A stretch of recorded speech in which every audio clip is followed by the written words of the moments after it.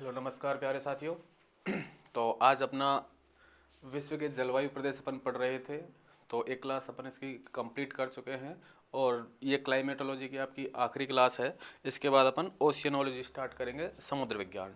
ठीक है, तो ज़्यादा से ज़्यादा क्लासों को शेयर करें और लाइक कमेंट सब्सक्राइब भी करें और अपने दोस्तों को बताएं। आइए स्टार्ट करते हैं। आपका पहला क्वेश्चन,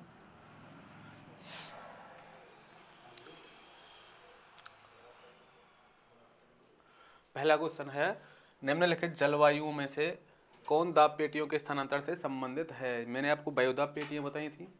वायुदाब पेटियां 7 वायुदाब पेटियां हैं पृथ्वी पे। ठीक है, 3 वायुदाब पेटियां पृथ्वी की गति के कारण बनती हैं, जिनको हम गतिज वायुदाब पेटियां कहते हैं। देखो एक बार बात कर लेते हैं।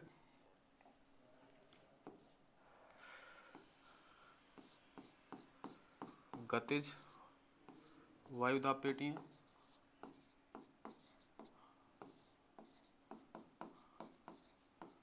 और दूसरी अपन ने बात की तापीय वायुदाब पेटियां।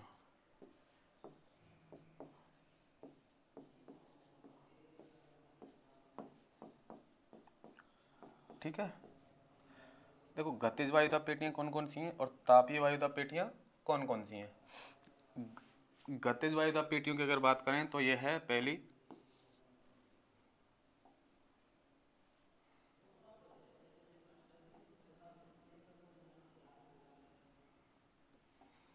है उपोष्ण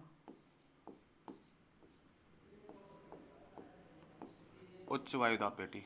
उच्च वायुदाब पेटी। वायुदाब पेटियां मैं डिटेल में करवा चुका हूँ लास्ट क्लास में। आप लास्ट क्लास में भी देख सकते हैं। ये हैं 2 उपोष्ण उच्च वायुदाब पेटी, 2 हैं जो कि आपकी 30 से 35 डिग्री नॉर्थ साउथ अक्षांश में फैली हुई हैं। और दूसरी है उपध्रुवीय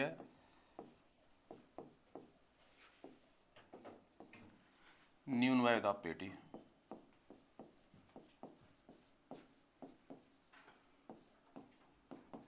ये भी आपकी 2 हैं, दोनों नॉर्थ हेमिस्फीयर और साउथ हेमिस्फीयर यानी कि उत्तरी गोलार्ध और दक्षिणी गोलार्ध में दोनों हैं। तो गतिज वायुदाब पेटियां हैं आपकी 4 और तापीय वायुदाब पेटियां हैं आपकी 3।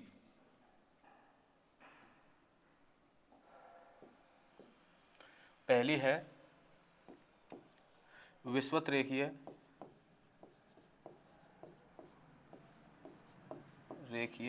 न्यून वायुदाब पेटी।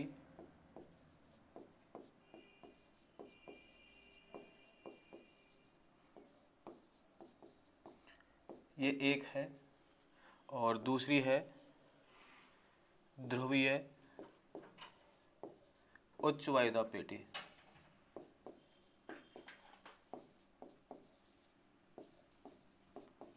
ये है आपकी 2। ठीक है, इस प्रकार 7 वायुदाब पेटियों के बारे में अपने बात की थी। वायुदाब पेटी वाले टॉपिक में मैंने आपको डिटेल से बताया है, लास्ट में वीडियो को देख सकते हैं आप। अब बात करते हैं इन वायुदाब के स्थानांतरण से संबंधित कौन सा जलवायु प्रदेश है, हमको ये देखना है। तो पहला ऑप्शन है विषुवत रेखीय जलवायु। देखो विषुवत रेखीय जलवायु के बारे में अपन ने बात की थी कि विषुवत रेखा से 5 डिग्री उत्तर और 5 डिग्री दक्षिण, यानी कि दक्षिणी गोलार्ध में 5 डिग्री और 5 डिग्री उत्तरी गोलार्ध में, ये इस जगह पे फैली हुई है आपकी विषुवत रेखीय जलवायु, जहाँ पे उच्च तापमान, उच्च वाष्पोत्सर्जन पाया जाता है और सर्वाधिक वर्षा यहाँ पे होती है। दोपहर के बाद रोज यहाँ पे संवहनी प्रकार की वर्षा होती है। तो ये विषुवत रेखीय जलवायु के बारे में अपने जानकारी ली। अगला है भूमध्य सागरीय जलवायु। भूमध्य सागरीय जलवायु के बारे में अपन ने बात की थी कि 30 से 45 डिग्री नॉर्थ साउथ दोनों अक्षांशों में और महाद्वीपों के पश्चिमी किनारों पर ये पाई जाती है। इसमें क्या है, देखो ये तो है AF जलवायु और इसको कहते हैं अपन CS जलवायु। इसमें वर्षभर वर्षा होती है विषुवत रेखीय में, और भूमध्य सागरीय में शीतकालीन वर्षा होती है, यानी कि ग्रीष्मकाल तो इसका शुष्क रहता है और शीतकालीन इसका आर्द्र रहता है, यानी कि शीतकालीन वर्षा सर्वाधिक प्राप्त होती है। ये जो भूमध्य रेखीय जलवायु, भूमध्य सागरीय जलवायु है, ये वायुदाब पेटियों के स्थानांतरण से बनती है। तो ग्रीष्म ऋतु में तो इसमें व्यापारिक पवनों से वर्षा होती है हल्की फुल्की जो भी होती है वो ग्रीष्म ऋतु में व्यापारिक पवनों से वर्षा होती है, और शीत ऋतु में पछुआ पवनों से इस पे वर्षा होती है। यानी कि दोनों प्रकार की पवनें, पछुआ पवनें और व्यापारिक पवनें, दोनों प्रकार की पवनों से यहाँ पे वर्षा प्राप्त होती है। ये क्या है, मैंने आपको वायुदा पेटियों का स्थानांतरण जब बताया था कि ITCZ के बारे में मैंने आपसे चर्चा की थी, जब सूर्य उत्तरायण और दक्षिणायन होता है तो सूर्य उत्तर में जाएगा तो ये वायुदा पेटियाँ ऊपर की ओर शिफ्ट हो जाती हैं, और जब सूर्य दक्षिण की ओर जाता है तो वायुदा पेटियाँ नीचे की ओर शिफ्ट हो जाती हैं। इसी कारण इसमें सर्दियों में तो वर्षा होती है पछुआ पवनों से, और गर्मियों में वर्षा होती है व्यापारिक पवनों से। तो भूमध्य सागरीय जलवायु ऐसी है जो कि आपकी वायुदा पेटियों के स्थानांतरण से संबंधित है। वायुदा पेटियों का स्थानांतरण होगा तो इस प्रकार की जलवायु का निर्माण होगा। ऑप्शन बी आपका राइट आंसर। अगला है विश्व का या संसार का सॉरी आर्द्रतम स्थान है, यानी कि सर्वाधिक वर्षा प्राप्त करने वाला स्थान।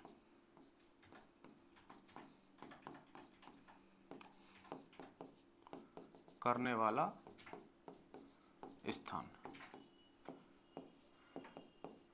देखो सर्वाधिक वर्षा प्राप्त करने वाले स्थानों की यदि बात करें तो आपका मेघालय में,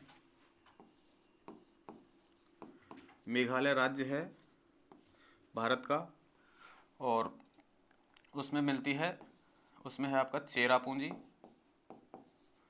और चेरापूंजी में भी एक जगह है मासिनराम। मासिनराम एक जगह है जहाँ पे लगभग 1150 से 1200 सेंटीमीटर तक वर्षा होती है। मेघालय स्टेट है आपका जिसमें चेरापूंजी जगह, और उसमें भी एक मासिनराम जगह है या गांव है बोल सकते हैं, वहाँ पे 1150 से 1200 सेंटीमीटर तक वर्षा होती है, और सर्वाधिक वर्षा प्राप्त करने वाला स्थान है आपका मासिनराम चेरापूंजी। ठीक है, तो ऑप्शन बी आपका हो जाएगा राइट आंसर। अगला है विश्व का सबसे ठंडा स्थान है, यानी कि विश्व में ऐसी कौन सी जगह है इनमें से जहाँ पे सबसे कम तापमान रहता है। तो देखो बर्खोयांसक जो जगह है, बर्खोयांसक ये साइबेरिया में है,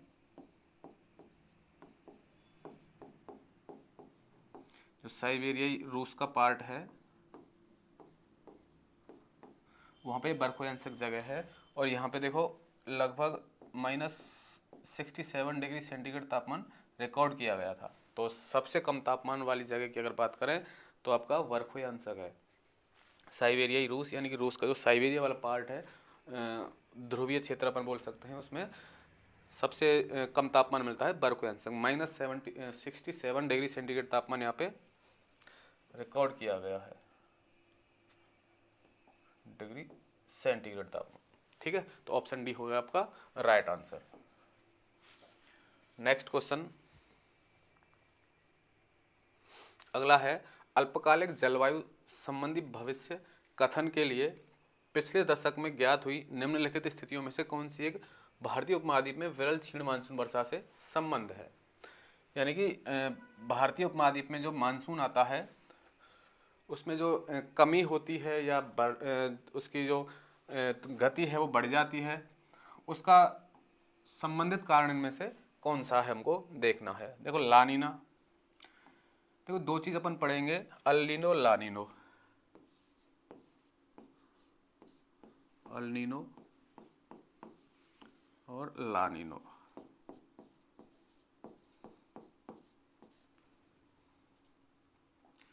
देखो अल्नीनो तो है पेरू तट के समीप,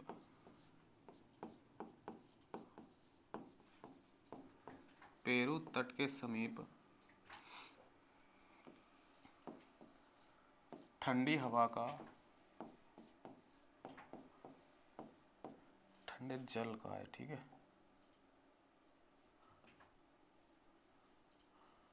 ठंडे जल का उत्तर से दक्षिण प्रवाह, ये तो कहलाता है आपका अल्नीनो।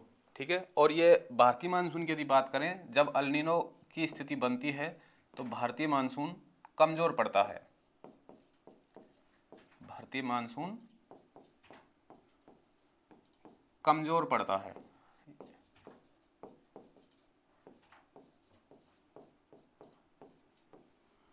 यानी कि जब अल नीनो की स्थिति 2 से 4 साल बाद बनती है ये स्थिति, और जब अल नीनो की स्थिति बनेगी तो भारतीय मानसून कमजोर होगा और उसमें क्षीणता आएगी, यानी कि कमी आएगी, बरसात कम होगी और देर से आएगा। और यदि ला नीनो की स्थिति बनती है,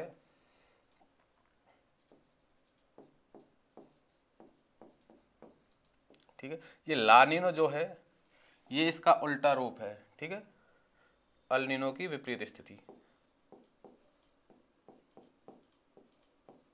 के विपरीत स्थिति है ये।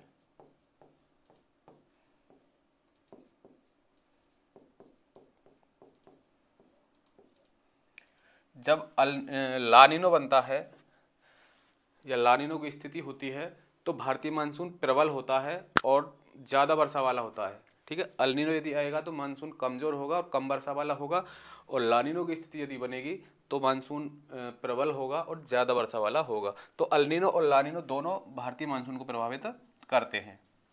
इसके बाद है एक दक्षिणी दोलन। दक्षिणी दोलन,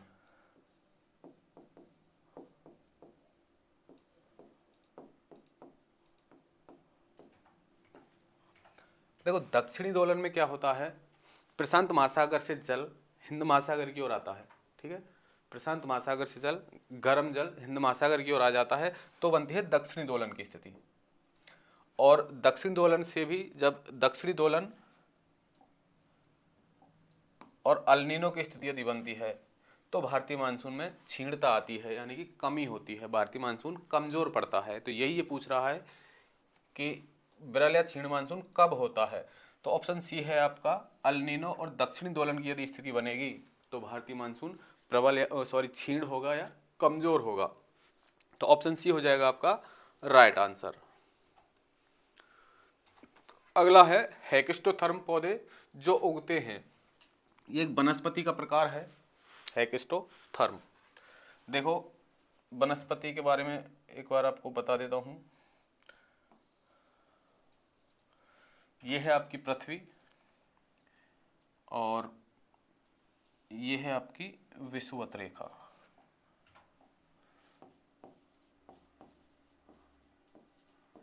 विषुवत रेखा या 0 डिग्री अक्षांश, ठीक है। इसके ऊपर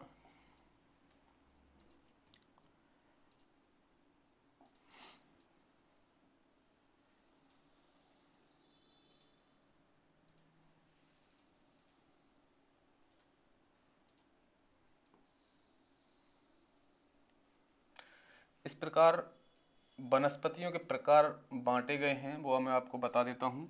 विषुवत रेखा के यदि ध्रुवों की तरफ हम चलेंगे, विषुवत रेखा से ध्रुवों की ओर चलेंगे तो सबसे पहले आपको मिलेगी मेगाथर्मल वनस्पति, मेगाथर्मल, ठीक है। उसके ऊपर चलेंगे तो मिलेगी आपको जीरोथर्मल। ये वनस्पति के प्रकार हैं, मेगाथर्मल, जीरोथर्मल। फिर है मेसोथर्मल,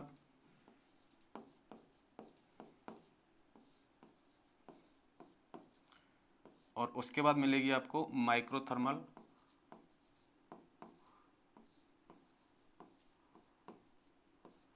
ठीक है। और उसके बाद आपको मिलेगी हेक्स्टोथर्मल वनस्पति।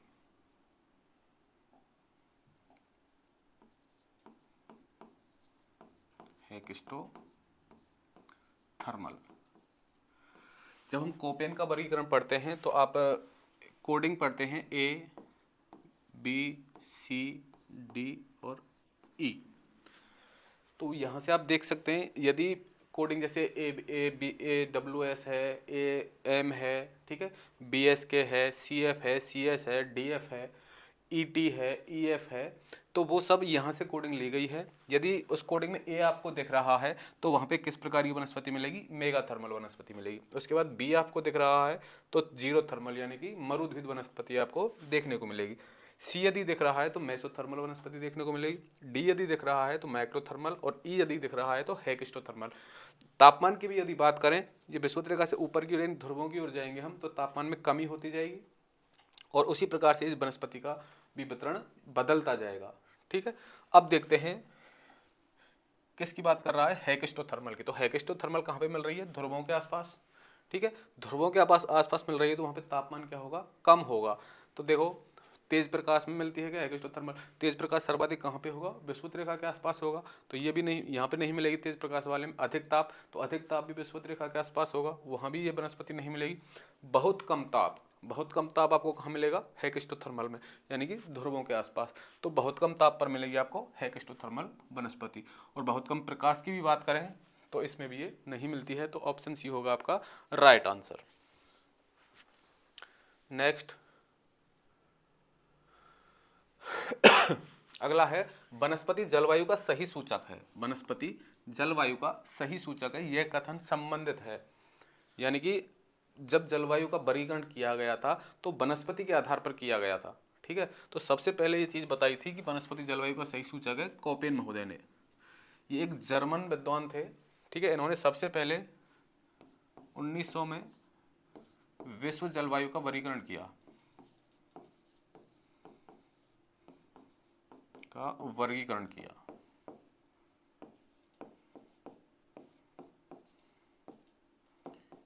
सबसे पहले किया था। ठीक है, और फिर इन्होंने कई बार इसमें अपने 1911 में, सॉरी 1918 में, 1911 में, 1936 में इन्होंने बाद में परिवर्तन किए, यानी कि इनको शुद्ध किया, विशुद्धि करी।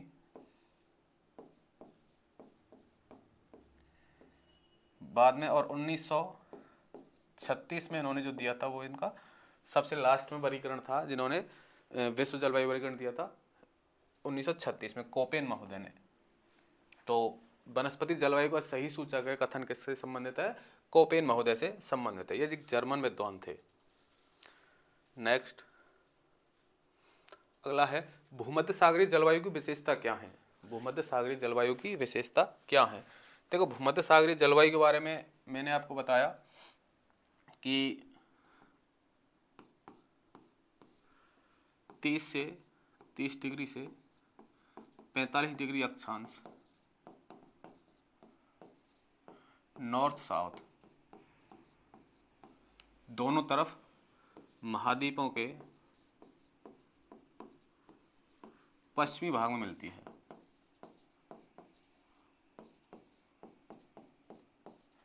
पश्चिमी भाग में मिलती है ये भूमध्य सागरीय जलवायु। ठीक है, यहाँ पे ग्रीष्मकाल शुष्क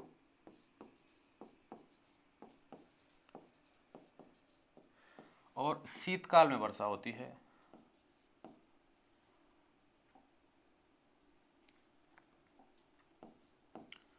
शीतकाल आर्द्र होता है। ठीक है, इसलिए इसको CS बोलते हैं अपन। ठीक है, और इसके बाद बात करें यहाँ पे रसीले या रसदार फल, रसीले या रसदार फल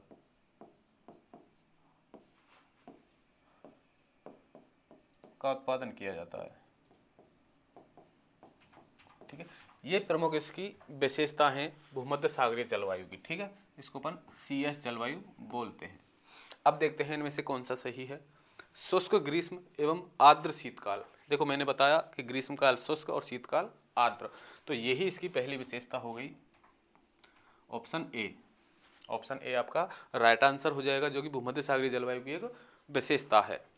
ठीक है, नेक्स्ट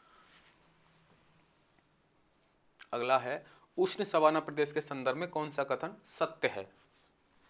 उष्ण सवाना प्रदेश के संदर्भ में कौन सा कथन सत्य है, देखते हैं। ग्रीष्म गर्म एवं शरद ठंडा होता है, यानी कि ग्रीष्मकाल गर्म और शरद ऋतु में ठंड पड़ती है, सही है। वर्षा संवहनीय होती है, वर्षा संवहनीय होती है क्योंकि ये 5 से 10-15 डिग्री नॉर्थ साउथ हेमिस्फीयर में अब हमको देखने को मिलती है उष्ण सवाना प्रदेश जो है। दूसरा है वार्षिक वर्षा लगभग 25 से 30 इंच होती है। 25 से 30 इंच होती है, ये भी सही है। तो इसके तीनों सही हैं, यानी कि उपरोक्त सभी। ग्रीष्म गर्म एवं शरद ठंडा होता है। वर्षा संवहनीय होती है। संवहनीय वर्षा के बारे में मैंने आपको बताया था कि दोपहर बाद वर्षा होती है, और जब पवन गर्म होकर ऊपर उठती है और ठंडी होकर नीचे आती है, तो ये इसका जो क्रम है ऊपर जाने और नीचे आने का, ये कहलाता है आपका संवहनीय। संवहनीय गति जो होती है हवा की, वो। और वार्षिक वर्षा लगभग 25 से 30 इंच होती है। ठीक है, 25 से 30 इंच मतलब समझ सकते हैं आप। और इंच की बात कर रहा है, ठीक है, सेंटीमीटर की बात नहीं कर रहा, किसी कर रहा है, इंच की बात कर रहा है। और ये तीनों इसकी विशेषता सही हैं, तो आपका आंसर हो जाएगा ऑप्शन डी, उपरोक्त सभी राइट आंसर।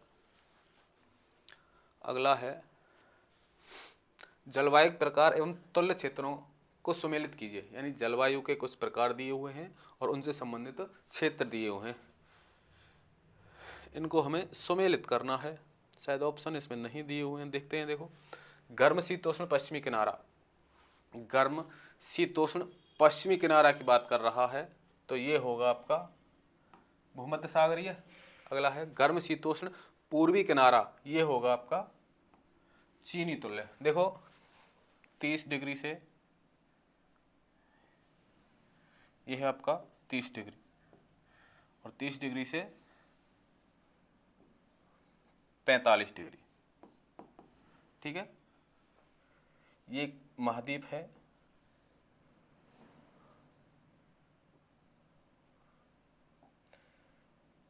देखो ये है महाद्वीप का पश्चिमी किनारा, पश्चिमी किनारा, पूर्वी किनारा। इस पश्चिमी किनारे पे तो पाई जाएगी आपकी भूमध्य सागरीय जलवायु।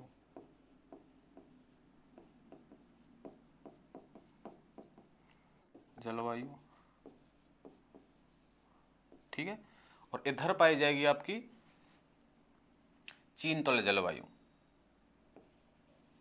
पूर्वी किनारे पर चीन तुल्य जलवायु। ठीक है, ये दोनों प्रकार की जो जलवायु हैं, भूमध्य सागरीय और चीन तुल्य, दोनों विपरीत तेज क्षेत्रों में पाई जाती है। महाद्वीप अक्षांश सेम है इनका, दोनों गोलार्धों में 30 डिग्री से 45 डिग्री उत्तरी अक्षांश तक पाई जाएगी, और उसमें भी महाद्वीपों के पश्चिमी किनारे पर पाई जाएगी भूमध्य रेखीय जलवायु, सॉरी भूमध्य सागरीय जलवायु, और पूर्वी भाग में पाई जाएगी चीन तुल्य जलवायु। ठीक है, और ये है आपकी शीतोष्ण, यहाँ पे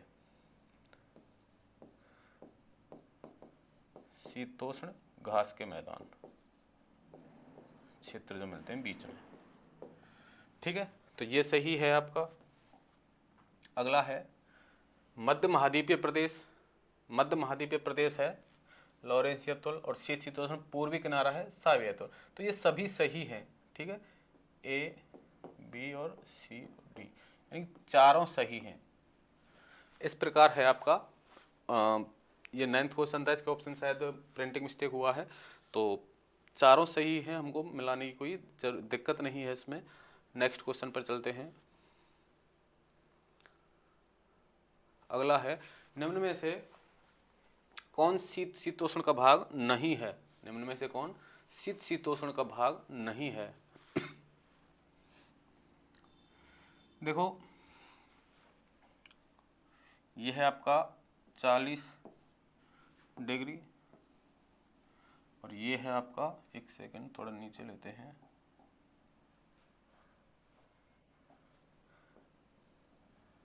ये है आपका 40 डिग्री, और ये है आपका 65 डिग्री।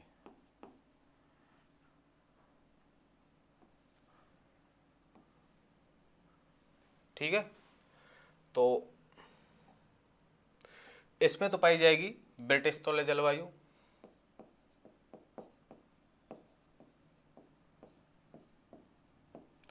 या इसको अपन यूरोप तुल्य भी कह सकते हैं।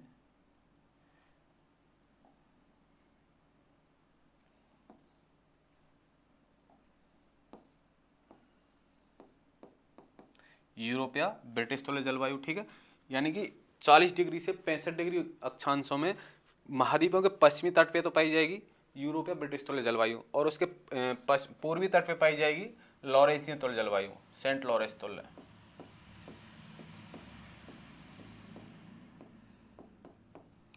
सेंट लॉरेंसियन तुल्य, और इनके बीच में पाई जाएगी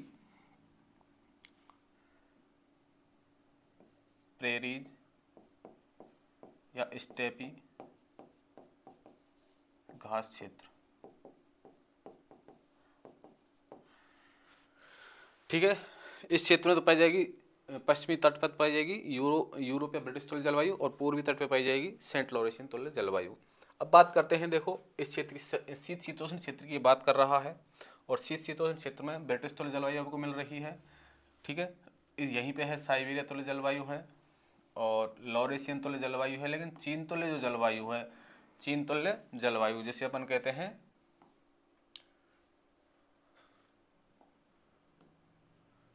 जो कि भूमध्य सागरीय जलवायु इसके विपरीत तटों पे पाई जाती है, लेकिन यहाँ इस क्षेत्रों में पाई जाती है आपकी शीत शीतोष्ण क्षेत्रों में पाई जाती है ब्रिटिश तुल्य, साइबेरिया तुल्य और लॉरेंशियन तुल्य जलवायु, ठीक है। तो ऑप्शन डी होगा आपका राइट आंसर।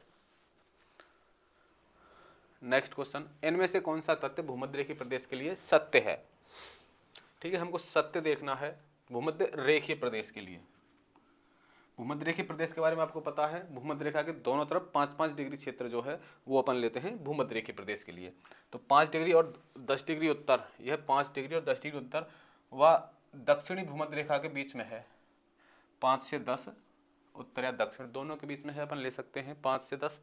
फिर है ये सही है पहला। अगला है इसका विस्तार अमेजन, कांगो, मलेशिया एवं ईस्ट इंडीज तक है। अमेजन मैंने बताया था, Amazon basin, Congo basin, Malaysia, east Indies, ठीक है। ये जो बेसिन है इनके, ये इसका विस्तार है भूमध्य रेखीय प्रदेश का, ये भी सही है। उष्णकटिबंधीय क्षेत्र में जलवायु प्रभावित होता है ऊंचाई से, उष्णकटिबंधीय क्षेत्र में जलवायु ऊंचाई से प्रभावित होती है, बिल्कुल सही है। अगला है भूमध्य रेखीय प्रदेश में वर्षा सिर्फ वृष्टि प्रस्फोट से होती है। यहाँ वृष्टि प्रस्फोट से नहीं, यहाँ पे संवहनीय वर्षा होती है। किस प्रकार की वर्षा होती है? संवहनीय वर्षा होती है, ठीक है। तो ये इसका गलत है, तो 1, 2, 3 सही है, तो ऑप्शन ए आपका हो जाएगा राइट आंसर। ओके, नेक्स्ट चलते हैं। निम्नांकित में से कहाँ भूमध्य सागरीय प्रकार की जलवायु नहीं पाई जाती है? भूमध्य सागरीय प्रकार की जलवायु यानी कि CS नहीं पाई जाती है। तो देखो भूमध्य सागरीय जलवायु की यदि बात करें, लॉस एंजल्स की यदि बात करें तो ये है आपका कैलिफोर्निया, और कैलिफोर्निया में आपकी भूमध्य सागरीय जलवायु पाई जाती है, कैलिफोर्निया, ठीक है। अगला है सेंटियागो जो कि चिली में है आपके, और चिली में भी आपकी पाई जाती है भूमध्य सागरीय जलवायु। एडिलेड जो है आपका, ये आपका ऑस्ट्रेलिया में है, ऑस्ट्रेलिया, दक्षिणी ऑस्ट्रेलिया में आपको भूमध्य सागरीय जलवायु देखने को मिलती है। हॉवर्ट जो है ये भी ऑस्ट्रेलिया का ही स्थान है, लेकिन ये किस ऑस्ट्रेलिया के किस भाग में है? तो ये है पूर्वी भाग में, पूर्वी ऑस्ट्रेलिया का पार्ट है, इसलिए यहाँ पे भूमध्य सागरीय जलवायु नहीं पाई जाती है। तो ऑप्शन डी होगा आपका राइट आंसर। कैलिफोर्निया, चिली, दक्षिणी ऑस्ट्रेलिया, इनमें हमको भूमध्य सागरीय जलवायु देखने को मिलती है, लेकिन हॉवर्ट जो शहर है या जगह है, यहाँ पे भूमध्य सागरीय जलवायु नहीं पाई जाती है। तो ऑप्शन डी होगा आपका राइट आंसर। अगला है सेलवा जहां मिलते हैं। ये देखो एक वनस्पति है,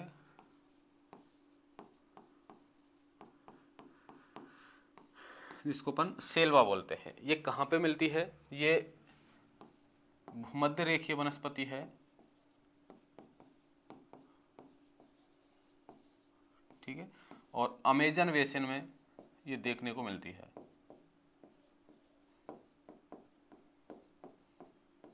सेल्वा एक वनस्पति का प्रकार है या वनस्पति है, और ये भूमध्य रेखीय क्षेत्रों में और अमेजन बेसिन में हमको देखने को मिलती है। कहाँ पे देखने को मिलती है? अमेजन बेसिन में। तो ऑप्शन ए हो जाएगा आपका राइट आंसर। अमेजन बेसिन में मिलती है आपकी सेल्वा वनस्पति। अगला है पृथ्वी के बड़े मुख्य 3 जलवायु वलय हैं। 3 जलवायु वलय हैं, तो मैंने जलवायु वलय आपको बताए हैं। देखो ये आपकी पृथ्वी है, और इस पृथ्वी पर मैंने ये आपको विषुवत रेखा बताई है 0 डिग्री अक्षांश, या इसको अपन विषुवत रेखा कहते हैं, ठीक है। इसके ऊपर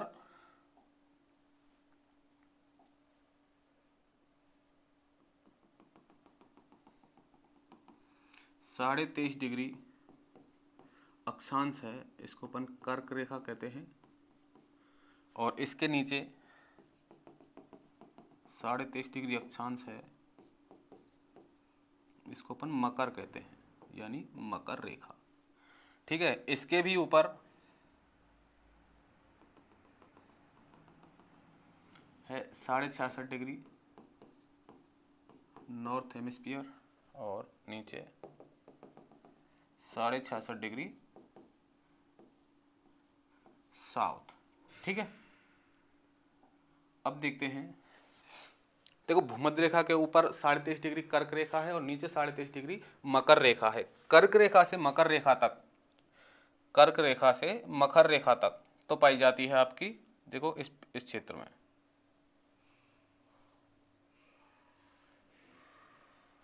यह है उष्ण जलवायु। कौन सी है? उष्ण जलवायु। देखो उष्ण जलवायु, या अपन इसको उष्ण कटिबंध भी कह सकते हैं। इसके बाद देखते हैं, देखो आपका ये क्षेत्र है, यानी कर्क रेखा से ऊपर 66.5 तक और मकर रेखा से नीचे 66.5 तक। ये जो मैंने रेड कलर यूज किया है, यहाँ पे मिलती है आपकी शीतोष्ण जलवायु, शीतोष्ण जलवायु रेड वाली जो है। ठीक है, फिर 66.5 से ऊपर, 66.5 से ऊपर और ऐसे ही 66.5 से नीचे दक्षिणी ध्रुव तक और 66.5 से ऊपर उत्तरी ध्रुव तक, यहाँ पे आपको मिलती है शीत जलवायु, दोनों तरफ शीत जलवायु। ठीक है, अपन जब अक्षांश देशांतर के बारे में डिस्कस करेंगे तो बताएंगे कि अक्षांश देशांतर किस प्रकार जलवायु को निर्धारण करते हैं। तो ये 3 प्रमुख जलवायु वलय हैं, कटिबंध हैं, जिनको हमने आपको बताया कि विषुवत रेखा के दोनों तरफ, यानी कर्क रेखा से मकर रेखा तक तो है आपकी उष्ण जलवायु। ठीक है, और कर्क रेखा से ऊपर 66.5 तक और मकर रेखा से नीचे 66.5 तक है आपकी शीतोष्ण जलवायु, और 66.5 से उत्तरी ध्रुव और 66.5 से दक्षिणी ध्रुव नीचे मिलती है आपकी शीत जलवायु। तो हमसे पूछा 3 प्रमुख जलवायु वलय कौन से हैं, तो वो हैं उष्ण, शीतोष्ण और शीत। अब देखते हैं यहाँ पे, जैसे कि ये है उष्ण कटिबंध, समशीतोष्ण या शीतोष्ण बोल सकते हैं, और ध्रुवीय। ध्रुवीय का मतलब शीत ही है, जो ध्रुवों के आसपास आपको जलवायु देखने को मिलती है। तो ऑप्शन सी होगा आपका राइट आंसर।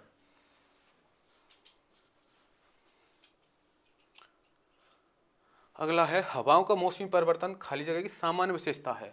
मौसमी परिवर्तन जो है हवा का, वो इनमें से किसकी सामान्य विशेषता है? तो देखते हैं ऑप्शन, केवल भूमध्य सागरीय जलवायु का, उपयुक्त सभी का, केवल मानसून जलवायु का। तो देखो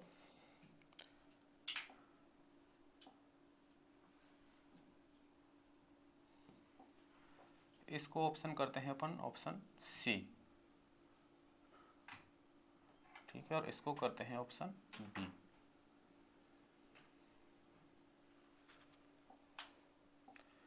ऑप्शन बी तो ये है आपका, ठीक है, और ऑप्शन सी ये है।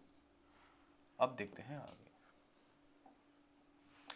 तो देखो भूमध्य सागरीय जलवायु के बारे में मैंने आपको बताया था, अभी लास्ट क्वेश्चन में डिस्कस किया था कि भूमध्य सागरीय जलवायु वायुदाब की जो पेटियां हैं उनके खिसकाव से, उनके स्थानांतरण से इसका निर्माण होता है। क्योंकि शीत ऋतु में पछुआ पवनों से यहाँ पे वर्षा होती है और ग्रीष्म ऋतु में व्यापारिक पवनों से यहाँ पे वर्षा होती है। क्योंकि मैंने आपको बताया था कि जब सूर्य उत्तरायण या दक्षिणायन होता है, यानी सूर्य उत्तर में जाता है, तो ये वायुदाब पेटियाँ जो हैं उत्तर की तरफ शिफ्ट हो जाती हैं, और जब सूर्य दक्षिण की ओर जाता है तो वायुदाब पेटियाँ दक्षिण की ओर शिफ्ट हो जाती हैं। इसी कारण से यहाँ शीत ऋतु में तो पछुआ पवनें चलती हैं, पछुआ पवनों का प्रभाव रहता है, और ग्रीष्म ऋतु में यहाँ पर व्यापारिक पवनों का प्रभाव रहता है। तो भूमध्य सागरीय जो जलवायु प्रदेश है वहाँ पे उसकी विशेषता है किसकी? मौसमी परिवर्तन की। तो भूमध्य सागरीय जलवायु इसका होगा ये। दूसरा है, मैंने आपको मानसून के बारे में बताया था कि भारतीय जो मानसून आता है ये गर्मियों के समय में चलता है दक्षिण पश्चिम से उत्तर पूर्व की ओर, दक्षिण पश्चिम से उत्तर पूर्व की ओर चल रहा है, और शीत ऋतु में यही मानसून चलता है उत्तर पूर्व से दक्षिण पश्चिम की ओर। ठीक है, ये इसका कारण है ITCZ का खिसकाव, यानी ITCZ सूर्य के उत्तरायण दक्षिणायन से परिवर्तित होता है। सूर्य जब उत्तरायण होता है तो ITCZ उत्तर में शिफ्ट हो जाता है हिमालय की तलहटियों तक, और जब सूर्य दक्षिण में शिफ्ट होता है तो ये भी ITCZ भी नीचे शिफ्ट हो जाता है। तो मानसून, भूमध्य सागरीय जलवायु और मानसून जलवायु, ये मौसमी परिवर्तन की सामान्य विशेषता है। ठीक है, मौसमी परिवर्तन के कारण ही इनका निर्माण होता है, इसलिए ऑप्शन सी आपका राइट आंसर होगा, क्योंकि ऊपर वाले जो दोनों हैं ए और बी, ये इसके सही आंसर हैं। नेक्स्ट, भूमध्य सागरीय क्षेत्र किसके लिए प्रसिद्ध है? भूमध्य सागरीय क्षेत्र किसके लिए प्रसिद्ध है? रबड़ की खेती के लिए, जूट की खेती के लिए, चाय उत्पादन के लिए, खट्टे फल एवं नींबू की खेती के लिए। मैंने आपको बताया था भूमध्य सागरीय जो क्षेत्र है ये रसदार फलों की खेती के लिए, रसदार फलों की खेती के लिए प्रसिद्ध है।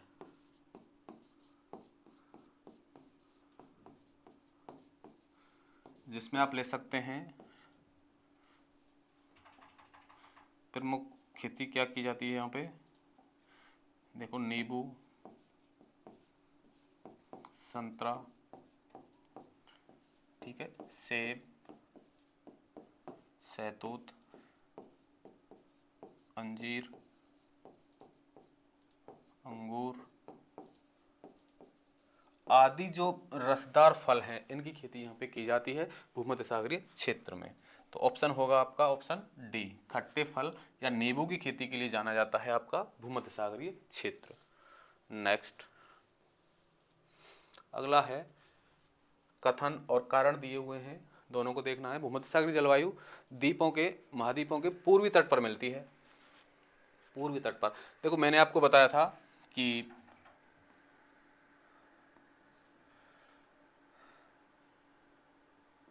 30 से 45 डिग्री नॉर्थ साउथ दोनों तरफ, इस प्रकार से। ये हो गया महाद्वीप का पश्चिमी किनारा, ये हो गया महाद्वीप का पूर्वी किनारा। पश्चिमी किनारे पे मिलती है आपकी भूमध्य सागरीय जलवायु, भूमध्य सागरीय जलवायु, और पूर्वी किनारे पे मिलती है आपकी चीन तुल्य जलवायु।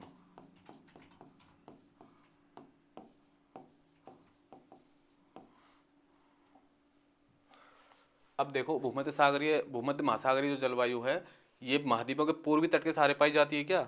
नहीं, पश्चिमी तट के सहारे पाई जाती है, पूर्वी नहीं पश्चिमी तट। तो ये आपका गलत है कथन। निष्कारण है इसका, भूमध्य सागरीय जलवायु में जाड़े में वर्षा होती है, ये सही है। भूमध्य सागरीय जलवायु CS प्रकार की जलवायु है, और CS प्रकार की जलवायु में ग्रीष्मकाल जो होता है वो शुष्क होता है, और शीतकाल जो है आर्द्र होता है, इसलिए यहाँ पे जलवायु में जाड़े यानी शीत ऋतु में वर्षा होती है, ये आपका सही है। तो कथन गलत है और कारण सही है, यानी A गलत है और R सही है। ऑप्शन डी आपका राइट आंसर हो जाएगा। अगला है, महाद्वीपों में गर्म मरुस्थल प्रदेशों की सही स्थिति निम्नलिखित में से किन भागों में है? जो महाद्वीपों में गर्म मरुस्थल पाए जाते हैं, इनकी सही स्थिति इनमें से किन भागों में है?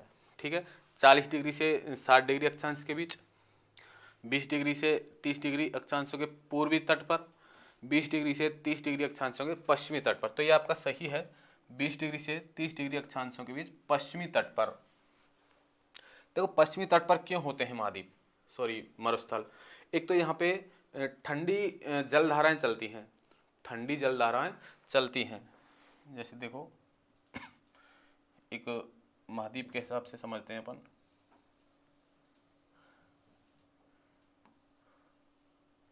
ये है आपका अफ्रीका महाद्वीप। ठीक है, अफ्रीका महाद्वीप है, और अफ्रीका महाद्वीप में मरुस्थल देखते हैं। यहाँ पे हमें यहाँ पे सहारा मरुस्थल देखने को मिलता है, सहारा मरुस्थल। ठीक है, यहाँ से निकलती है आपकी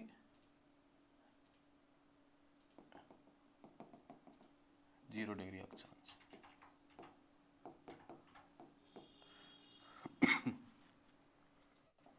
इसके ऊपर देखो सहारा मरुस्थल है, यहाँ पे ठंडी जलधाराएं बहती हैं, ठंडी जलधारा है, यहाँ पे कनारी जलधारा बहती है, कनारी जलधारा। एक तो इसका प्रमुख कारण ये है कि इस पश्चिमी तट पर महाद्वीपों के ठंडी जलधाराएं जो होती हैं वो यहाँ के मौसम को उष्ण रखती हैं या शुष्क रखती हैं। ठीक है, एक तो ये प्रमुख कारण ये हो गया इसका 20 से 30 डिग्री अक्षांशों का। दूसरा है यहाँ पे जो पछुआ पवनें हैं, सॉरी व्यापारिक जो पवनें हैं पूर्व से पश्चिम की ओर चलती हैं। ये पवनें देखो पूर्व से, ये जो पवनें आ रही हैं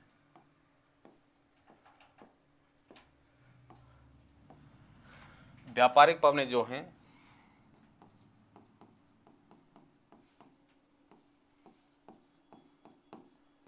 ये महाद्वीपों के पूर्वी तट पर अभिसरित होती हैं और अभितटीय होती हैं और पश्चिमी तट पर अपतटीय होती हैं। यानी कि यहाँ पे आके तो ये नमी धारण किए हुई होती हैं, जब पूर्वी तट पे टकराती हैं महाद्वीप के वे तो महासागरों से नमी लेकर आती हैं और पूर्वी तट पे ही वर्षा करती हैं। लेकिन जैसे जैसे महाद्वीपों के अंदर प्रवेश करती हैं इनमें शुष्कता आती जाती है और महाद्वीपों को पार करते हुए ये बरसात नहीं कर पाती हैं। इसलिए एक इसका प्रमुख कारण है व्यापारिक पवनों का। ठीक है, इसलिए ये पश्चिमी तटों पर ज़्यादातर महाद्वीप पाए जाते हैं। एक तो यहाँ पे आपने देखा कि ठंडी जलधाराओं का विकास है और दूसरा यहाँ पे जो व्यापारिक पवनें हैं, जो अपने पवनें देखी थी, वैश्विक पवनें, व्यापारिक, पछुआ और ध्रुवीय पवनें, उनमें से व्यापारिक जो पवनें हैं ये पूर्वी तटों से टकराते हुए बरसात करती हैं और पश्चिमी तटों पर जाते जाते ये शुष्क हो जाती हैं और बरसात नहीं करती हैं। इसलिए यहाँ पे मरुस्थल ज़्यादातर पाए जाते हैं 20 से 30 डिग्री अक्षांश से बीच पश्चिमी तटों पर, महाद्वीपों के पश्चिमी तटों पर पाए जाते हैं आपके मरुस्थल। ऑप्शन सी होगा आपका राइट आंसर। अगला है, निम्न में से कौन प्राकृतिक प्रदेश केवल उत्तरी गोलार्ध में ही पाया जाता है? केवल उत्तरी गोलार्ध में ही पाया जाता है। तो इनमें है आपका देखो टैगा जो जलवायु प्रदेश है, टैगा जलवायु प्रदेश है, ये केवल उत्तरी गोलार्ध में ही पाया जाता है। उत्तरी गोलार्ध में अलास्का और साइबेरिया क्षेत्र में, अलास्का और साइबेरिया ये जो क्षेत्र है इसमें पाया जाता है टैगा जलवायु प्रदेश। तो ऑप्शन डी होगा आपका राइट आंसर। भूमध्य सागरीय दोनों तरफ मिलेंगे, स्टेपी दोनों तरफ मिलेंगे आपको और उष्णकटिबंधीय मरुस्थल भी आपको दोनों तरफ देखने को मिलते हैं। तो ऑप्शन डी होगा आपका राइट आंसर, क्योंकि टैगा जलवायु जो प्रदेश है वो केवल उत्तरी गोलार्ध में पाया जाता है और उत्तरी गोलार्ध में भी अलास्का और साइबेरिया क्षेत्र में इसको देखा जाता है। अगला है, ब्रिटिश द्वीप समूह में सम जलवायु रहती है। आपका जो ब्रिटिश द्वीप समूह है वहाँ पे सम जलवायु क्यों रहती है? ठीक है, लेब्राडोर धारा के कारण, क्यूरोसो धारा के कारण, गल्फ स्ट्रीम के कारण और उत्तरी अटलांटिक ड्रिफ्ट के कारण। तो देखो उत्तरी अटलांटिक जो ड्रिफ्ट है यानी उत्तरी अटलांटिक प्रवाह जो है वो गर्म होता है, ठीक है, और पश्चिमी ब्रिटिश द्वीप समूह है वहाँ पे ठंड रहती है। लेकिन जब गर्म जलधारा वहाँ पे पहुँचती है, उत्तरी अटलांटिक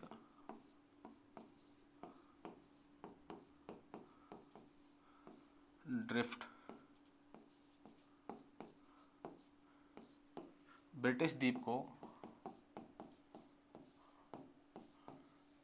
ब्रिटिश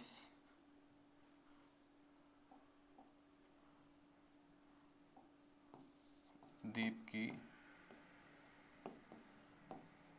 जलवायु को सम रखती है, क्योंकि गर्म जलधारा जो है ठंडे प्रदेश में जाएगी तो वहाँ के मौसम में या वहाँ के तापमान में परिवर्तन करेगी। इसी कारण पश्चिमी ब्रिटिश द्वीप समूह के जो बंदरगाह हैं वो वर्ष भर खुले रहते हैं, ठीक है, इसीलिए खुले रहते हैं क्योंकि वहाँ बर्फ़ नहीं जमती और बर्फ़ नहीं जमती तो वहाँ पे बंदरगाह संचालित रखे जाते हैं ब्रिटिश द्वीप समूह के। तो उत्तरी अटलांटिक ड्रिफ्ट के कारण ही ब्रिटिश द्वीप समूह में जलवायु सम पाई जाती है। तो ऑप्शन डी आपका राइट आंसर। अगला है, निम्नलिखित में से कहाँ भूमध्य सागरीय जलवायु नहीं पाई जाती है? तो देखो कैलिफोर्निया में मैंने बताया था आपको ब्रिटिश भूमध्य सागरीय जलवायु पाई जाती है, साइप्रस में भूमध्य सागरीय जलवायु पाई जाती है, चिली में भूमध्य सागरीय जलवायु पाई जाती है, लेकिन बोलिविया एक दक्षिणी अमेरिकी देश है यहाँ पे भूमध्य सागरीय जलवायु नहीं पाई जाती है। देखो कैलिफोर्निया मिलती है, चिली में मिलती है, दक्षिण पश्चिमी ऑस्ट्रेलिया में मिलती है, ठीक है, और साइप्रस जो है यहाँ पे मिलती है, और अफ्रीका का जो कैप्टान वाला क्षेत्र है वहाँ पे भी भूमध्य सागरीय जलवायु देखने को मिलती है, लेकिन बोल्विया जो जगह है यहाँ पे भूमध्य सागरीय जलवायु देखने को नहीं मिलती है, इसलिए ऑप्शन जी आपका राइट आंसर हो जाएगा।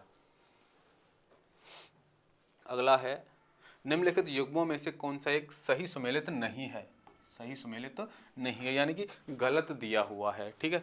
अटाकामा, देखो ये कोपेन के जलवायु वर्गीकरण के जो संकेत हैं वो यहाँ पे दिए हुए हैं और हमको इन संकेतों को मिलाना है कि ये अटाकामा जो मरुस्थल है क्या ये BW प्रकार की जलवायु में ही पाया जाता है, तो ये बिल्कुल सही है। कैलिफोर्निया है जो CS जलवायु यानी कि भूमध्य सागरीय जलवायु है वो कैलिफोर्निया से संबंधित है क्या, अभी हमने देखा था कि कैलिफोर्निया में CS या भूमध्य सागरीय प्रकार की जलवायु पाई जाती है। मलेशिया की यदि बात करें तो मलेशिया में AW प्रकार की जलवायु पाई जाती है, और यूनाइटेड किंगडम की यदि बात करें तो यहाँ पे यूरोपीय प्रकार की जलवायु पाई जाती है, और यूरोपीय प्रकार की जलवायु को हम DF नहीं क्या कहते हैं, CF कहते हैं।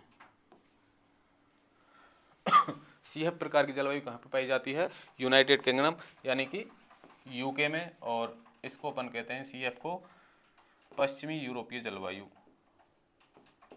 पश्चिमी यूरोप तुल्य जलवायु।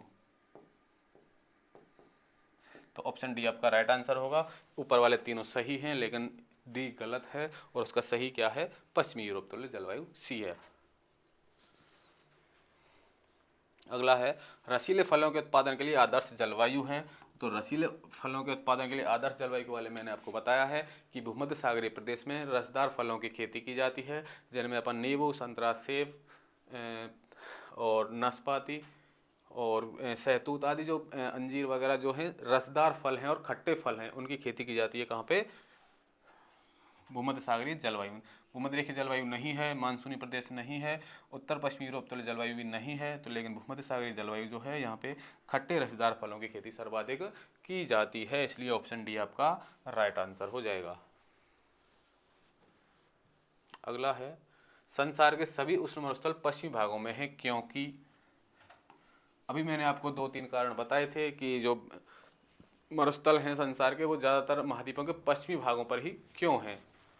जैसे कि मैंने आपको पहला कारण बताया था कि महाद्वीपों के पश्चिमी भागों में ठंडी जलधाराओं का प्रभाव होता है, और ठंडी जलधाराएं वहाँ के मौसम को थोड़ा शुष्क रखती हैं, शुष्क मौसम होने के कारण ही वहाँ पे मरुस्थल विकसित होते हैं, ठीक है। दूसरा, यहाँ पे जो व्यापारिक पवनें हैं वो उसके अभितटीय क्षेत्र में आते हैं। अपतटीय क्षेत्र, अभितटीय क्षेत्र और अपतटीय क्षेत्र देखते हैं। अपतटीय क्षेत्र और दूसरा अभितटीय क्षेत्र।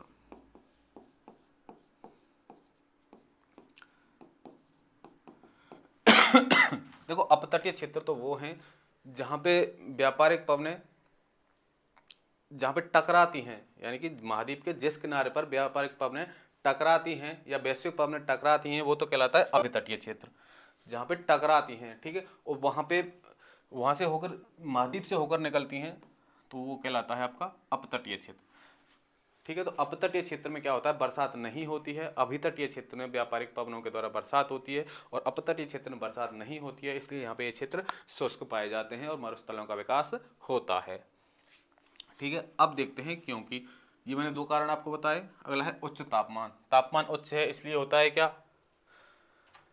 तो ऐसा कुछ नहीं है, क्योंकि भूमध्य रेखीय क्षेत्रों में भी तापमान उच्च होता है, वहाँ पे मरुस्थल नहीं पाए जाते हैं। दूसरा है बाल का स्तूप पाए जाते हैं। तो बाल का स्तूप तो मरुस्थलों की विशेषता है, जहाँ पे मरुस्थल पाए जाएंगे वहाँ पे बाल का स्तूप भी पाए जाएंगे। पूर्वी पवनों के प्रवाह क्षेत्र, पूर्वी पवनों के प्रवाह क्षेत्र भी नहीं है। इसका कारण वृष्टि छाया क्षेत्र, ये इसका प्रमुख कारण है। वृष्टि छाया क्षेत्र का मतलब ये है कि वहाँ पे उस क्षेत्र में बरसात नहीं होती है, और जिस क्षेत्र में बरसात होती है वो वृष्टि क्षेत्र, और जिस क्षेत्र में बरसात नहीं होती है उन पवनों से उनको कहते हैं वृष्टि छाया क्षेत्र। तो ये इसका प्रमुख कारण है।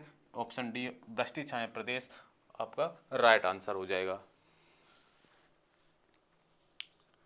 अगला है संसार के सभी उष्ण मरुस्थल पश्चिमी भागों में है क्योंकि, ये वही क्वेश्चन दोबारा रिपीट हुआ है शायद, तो ऑप्शन डी आपका राइट आंसर।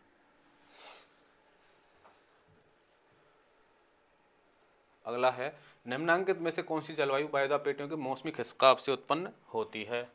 तो मैंने दो प्रकार की जलवायु के बारे में आपको बताया। एक तो भूमध्य सागरीय जलवायु वायुदाब पेटियों के खिसकाव से उसका उसका विकास होता है, और एक है मानसूनी जलवायु, वो भी पेटियों के विकास के कारण ही, विस्थापन के कारण ही उनका निर्माण होता है। तो भूमध्य रेखीय जलवायु है क्या? नहीं है। उष्ण मरुस्थलीय जलवायु भी नहीं है। भूमध्य सागरीय जलवायु है।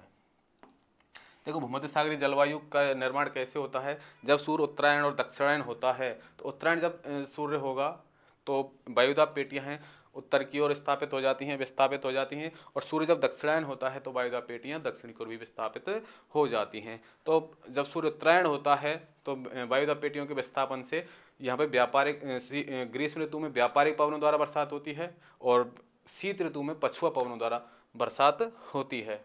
और यहाँ पे और एक जलवायु की विशेषता है कि शीत आर्द्र और ग्रीष्म शुष्क, ये भूमध्य सागरीय प्रदेश की विशेषता है। तो ऑप्शन सी आपका राइट आंसर। सॉरी।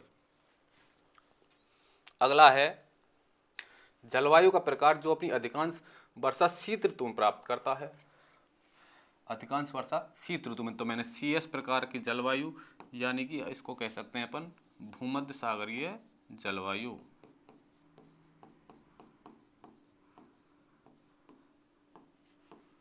इसकी विशेषता के बारे में मैंने आपको बताया कि इसका जो ग्रीष्म काल है वो शुष्क होता है, और इसका शीतकाल जो है वो आर्द्र होता है, यानी कि वर्षा शीतकाल में होती है। तो ऑप्शन आपका बी होगा राइट आंसर। अधिकांश वर्षा शीत ऋतु में कहाँ पे होती है? भूमध्य सागरीय जलवायु में। अगला है वह जलवायु प्रकार जिसमें शीतकाल में प्राय हिमपात होता है। शीतकाल में प्राय हिमपात होता है, यानी कि सर्दियों में बर्फ वर्षा होती है। तो सवाना में होती है क्या बर्फ वर्षा? नहीं होती। सवाना में BW प्रकार की जो जलवायु है वहाँ पे वर्षा नहीं होती है हिम की। भूमध्य सागरीय जलवायु में हिम की वर्षा नहीं होती है, क्योंकि हिम की जो वर्षा होती है वो ध्रुव के सहारे यानी उपध्रुवीय क्षेत्रों में इस प्रकार की घटनाएं देखने को मिलती हैं। पूर्वी अनुसमुद्रीय क्षेत्र, यानी कि पूर्वी अनुसमुद्रीय से अपन देख सकते हैं सेंट लॉरेंस तुल्य जलवायु से संबंधित, सेंट लॉरेंस तुल्य जलवायु। और सेंट लॉरेंस तुल्य जो जलवायु है ये पाई जाती है 40 से 60 डिग्री महाद्वीपों के पूर्वी भागों में, और इसी को अपन कहते हैं पूर्वी अनुसमुद्रीय जलवायु। तो इस क्षेत्र में शीतकाल में हिमपात देखने को मिलता है। मध्य अक्षांशीय में भी ये नहीं मिलता। तो पूर्वी अनुसमुद्रीय या सेंट लॉरेंस तुल्य जो जलवायु है 40 डिग्री से 60 डिग्री दोनों हेमिस्फीयर में, यानी कि दोनों गोलार्धों में इस प्रकार की जलवायु देखने को मिलती है महाद्वीपों के पूर्वी भागों में, और यहाँ पे शीतकाल में हिमपात भी देखने को मिलता है। ऑप्शन सी आपका राइट आंसर हो जाएगा। अगला है महोगनी वृक्ष मिलता है। ये एक वनस्पति है महोगनी, और ये विषुवत रेखीय क्षेत्रों में देखने को मिलती है।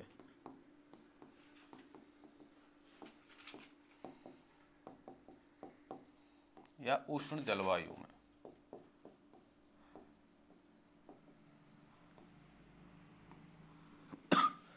महोगनी वृक्ष एक वनस्पति है, और ये विषुवत रेखीय क्षेत्रों में उष्ण जलवायु में देखने को मिलती है, जहाँ पे तापमान भी उच्च होता है, ठीक है, और बरसात भी उच्च होती है। उस क्षेत्रों में महोगनी वृक्ष उगता है। तो ऑप्शन होगा इसका ब्लैक फॉरेस्ट में नहीं, ब्रिटिश कोलंबिया में भी नहीं, साइबेरिया टैगा में नहीं, अमेजोनिया अमेजन क्षेत्र की बात कर रहा है। ये क्षेत्र मिलता है Amazon basin, Congo basin, Amazon basin, Congo basin, और ईस्ट इंडीज जो द्वीप समूह है, और आपके इंडोनेशिया मलेशिया जो द्वीप हैं वहाँ पे इस प्रकार की जलवायु देखने को मिलती है। ऑप्शन डी आपका राइट आंसर है। तो ये था आपका जलवायु का वर्गीकरण की क्लास। हमने 2 क्लासों में जलवायु के वर्गीकरण को कवर किया है। तो यहाँ पे जब आपकी जलवायु विज्ञान खत्म होती है, इसके बाद अपन समुद्र विज्ञान स्टार्ट करेंगे, ओशियनोलॉजी। ठीक है, ये सारी जो क्लासें आपको करवाई जा रही हैं नेट के दृष्टिकोण से, और आपको RPSC first grade, Rajasthan lab assistant, UP PGT, UP assistant professor, Haryana assistant professor, NVS KVS PGT, EMR SPGT, यानी कि ज्योग्राफी से संबंधित सभी एक पीजीटी एग्जाम्स को यदि आप देते हो तो ये क्लासें आपको बहुत ही उपयोगी सिद्ध होंगी। और बार बार इनको क्लासों को रिवीजन से आपको देखने को मिलेगा कि लास्ट परीक्षाओं में या आने वाली परीक्षाओं में आने के लिए जितने भी उपयोगी क्वेश्चन हैं वो आपको मैं प्रोवाइड करवा रहा हूँ। तो अपना सपोर्ट बनाए रखें, मित्रों के साथ शेयर करें, और चैनल को जो नए व्यूअर्स हैं वो चैनल को सब्सक्राइब करना ना भूलें। Thank you.